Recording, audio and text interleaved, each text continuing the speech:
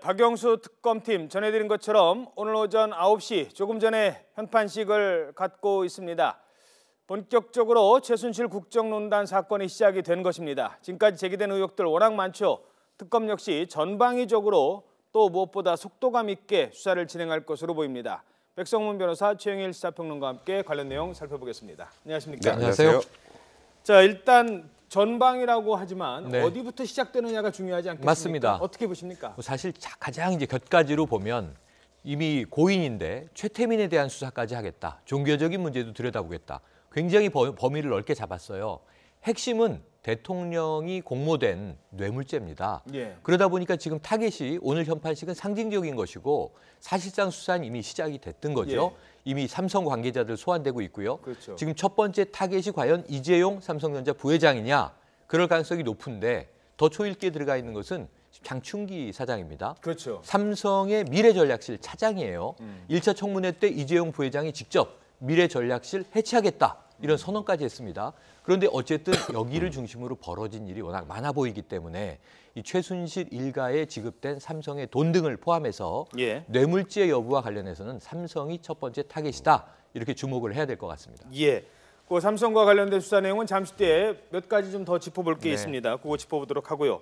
그러면은 이제 수사팀 구성, 뭐 지금까지는 좀 나와 있습니다만 국민들이 지금 기대할 만한 구성이 됐을까요? 어떻게 보십니까? 그러니까 지금 일단 저는 괜찮은 라인업으로 완성이 됐다는 생각을 하는데요. 특검보 내부는 일단 8명 2배수로 올려서 그중에 이제 4명이 결정이 됐는데 3명이 이제 검사 출신이고요, 변호사로.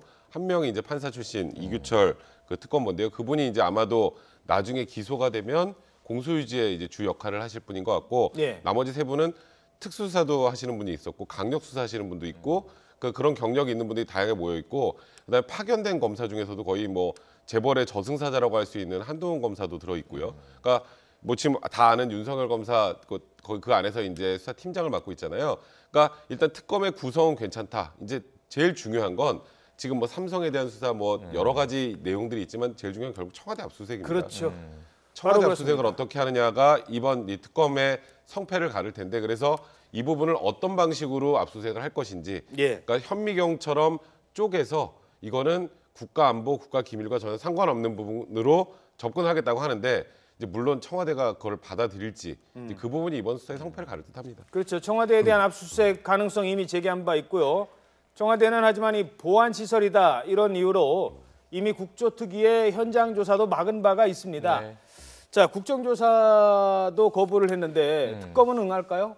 특검은 응하지 않을 방법은 없다 이렇게 보여집니다. 왜냐하면 대통령이 직접 대국민 담화에서 사실 검찰 수사의 성실히 응하겠고 특검도 수용하겠다. 이거 우리가 기억하는 대목인데요. 예. 그런데 검찰 조사에 응하지 않았지 않습니까? 결국은 대면 조사가 이루어지지 않고 예. 검찰 수사 마무리가 됐고 특검으로 넘어갔는데 특검 수사에도 응하지 않는다면 사회적 비난 여론이 굉장히 커질 거예요. 예. 그런데 그럼에도 불구하고 지금 헌재의 대리인들이 주장한 부분이나 혹은 어제 최순실 재판에서 변호인들이 주장한 부분을 보면 시간 끌기와 방어로 갈 가능성이 높아서 예. 대통령이 이제는 입장이 바뀌었다. 탄핵도 가결됐고 직무정지돼 있는 상황에서 특검 수사에 응하지 않겠다. 불응하겠다. 협조하지 않겠다 할 가능성도 있습니다.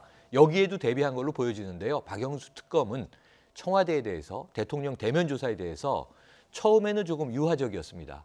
이 검찰로 이 특검 사무실로 부르지는 않을 것이다. 네. 보안상 또 경호상의 문제가 있다. 예. 그렇다면 청와대의 적절한 장소에서 대면 조사를 하지 않겠느냐 방문 조사를 하겠다. 하는 대안도 있는 거고요. 예. 그럼에도 불구하고 응하지 않을 경우에는 초강수를 준비하고 있는 것으로 전해지고 있습니다. 근데 이제 그 부분은 제가 좀 설명을 드릴 게 예. 그러니까 아마도 박근혜 대통령이 대면 조사를 거부할 경우에는 체포영장 청구를 할 겁니다. 그거는 특검팀 내부에서 어느 정도 결정이 된 것 같은데 중요한 게 제가 말씀드렸던 것은 압수수색 부분인데요. 예. 일단 지금은 청와대에 대한 압수수색을 하면 항상 뭐 국가기밀, 국가안보 뭐 이런 이유로 형사소송법 110조 규정을 근거로 해서 거부를 하고 있는데 과연 현미경처럼 쪼개서 경호실, 의무실 이런 데는 뭐 사실 국가안보랑 크게 상관없잖아요. 예. 그렇게 쪼개서 압수수색을 들어갈 때 과연 청와대 받을까? 저는 안 받을 것 같거든요. 그러니까 대면 조사하고 압수수색 부분은 별개예요. 근데 만약에 대면 조사를 거부할 때는 체포영장 발부받아서 강제력을 행사할 수 있으니까 어떻게든 할 수 있겠지만 압수수색 거부하면 밀고 들어갈 방법이 없습니다. 아, 그렇군요. 그래서 이 압수수색을 만약에 쉽게 말하면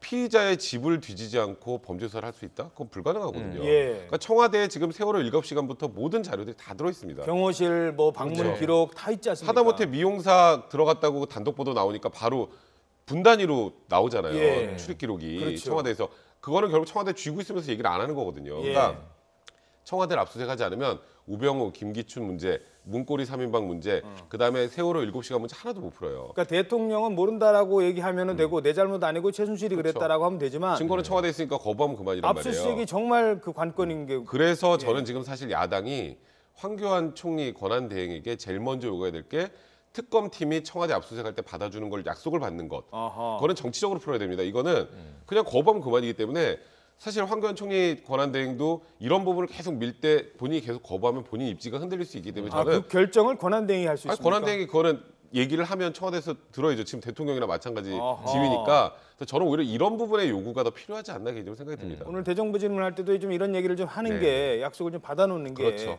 좋을 것 같습니다.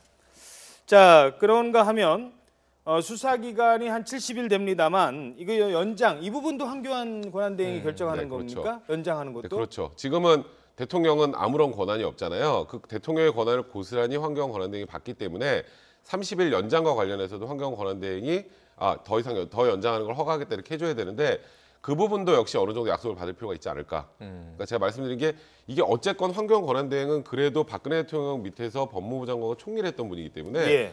지금 이 수사와 관련해서 협조를 하지 않을 가능성이 굉장히 많습니다. 법 규정을 근거로. 그렇기 때문에 이 법 규정을 근거로 하는 부분과 관련해서는 정치적으로 풀어야 될 가능성이 많거든요. 예. 그래서 황교안 총리 권한대행이 이런 부분들을 많이 어필하는 것. 지금 그 전에 다른 거 가지고 막 공격할 게 문제가 아니라 실효성을 거둘 수 있는 방안들을 어느 정도 협의를 해서 협조를 얻어낼 수 있는 것 그런 부분이 정치권에서 해줘야 될 문제가 아닌가 생각됩니다. 알겠습니다. 자, 이번에는 삼성과 관련된 겁니다. 잠시 뒤에 저희들이 그 말 영상을 좀 공개가 된 거 있지 않습니까? 네. 그것도 공개를 하면서 얘기를 할 텐데 일단 이 삼성 고위직에 대한 조사 아까 얘기한 것처럼 네. 이 부분이 결국 말 지원과 관련된 이것 아니겠습니까? 네, 말 지원과 관련된 건데요. 이 삼성이 최순실 씨와, 그러니까 최순실 씨라고 하면 지금 독일의 비덱 스포츠라고 많이 알려졌는데 이름이 코레 스포츠예요. 코레 스포츠와 말 선수 육성, 승마 선수 육성을 위해서 컨설팅 대행 계약을 체결한 겁니다. 예. 그런데 그 돈이 지금 우리가 아는 바 36억, 그 예. 이후에 40몇 억 추가적으로 지원이 됐죠. 예. 그래 전체적으로는 220억까지 지원하기로 약속이 됐다. 이거는 이제 K스포츠재단 미르재단에 출연한 돈과 다른 겁니다. 예. 단독으로 이루어진 건데 삼성에서. 예. 그런데 이 돈의 내역이 또 계약의 방식이 너무 이상하다는 게 오늘 아침에 터져 나온 거예요. 예. 그러니까 최순실 일가가 독일에서 지출한 모든 아주 기초적인 생활, 커피, 뭐 햄버거, 예. 심지어는 강아지를 키우는데 강아지의 패드, 아이고. 뭐 강아지 사료, 펜스, 그다음에 아가 침대, 예. 정유라의 지금 애기 아이가 침대. 있는 것으로, 네, 예. 아이의 침대, 이 모든 이건 일상 생활용품들이잖아요. 예. 여기에 대한 비용을 지급하고 그 영수증을 코레스포츠에서 차곡차곡 모았다가 삼성에 요청을 하면 그 모든 비용을 삼성이 다 지원을 해주는데 다리미판까지 다리미판도 처음에 이제 들어 있습니다. 이게 예. 최소한 6월부터 9월까지 약 3개월의 비용. 저 근데 가계부입니까? 거의 뭡니까? 가계부입니다. 최순실 일가의 독일 생활 지출 가계부 예. 이렇게 생각할 수 있는데 이걸 삼성이 돈 다 대준 삼성이 거고. 지급을 해준 거고요. 여기 더 놀라운 게 돈을 많이 지출할수록 수수료를 더 주는 구조의 계약이에요. 그러니까 이 돈 지출한 것을 내역을 보지 않고 다 고스란히 지원해 줍니다. 예. 이걸 운영비라고 묶어놓고 전체 지출한 운영비의 10%를 수수료로 주는 겁니다. 예. 이 수수료는 그야말로 순수한 이익이죠. 마진이죠. 예. 예. 그러니까 이런 계약을 삼성에서 다른 어떤 그러면 이 뭐 사회공헌 사업과 관련한 지원에서 있을 수 있었겠는가? 예. 이거야말로 어떤 대가성을 그야말로 전제로 한 뇌물이 아닌가 하는 이 정황이 너무 강하게 풍겨서 예. 특검팀이 공개한 이 지출 내역서 정말 오늘부터 파장이 굉장히 클 것으로 보여집니다. 야, 아니 뭐 전화기 충전도 삼성이 해주고요. 비대까지도 사고요. 야, 강아지 좀 패드도 사네요. 강아지 패드까지. 강아지 패드라는 게 그 강아지 그렇죠. 그 대변 그 받는 대소변을 거 아니에요? 받는 네. 네.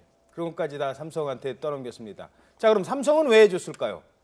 바로 이 부분입니다. 네. 삼성은 왜 해줬을까요? 삼성이 여러 가지 그때 걸려 있었던 문제가 많습니다. 그 중에 하나가 바로 삼성물산과 네. 제일모직의 합병 아니겠습니까?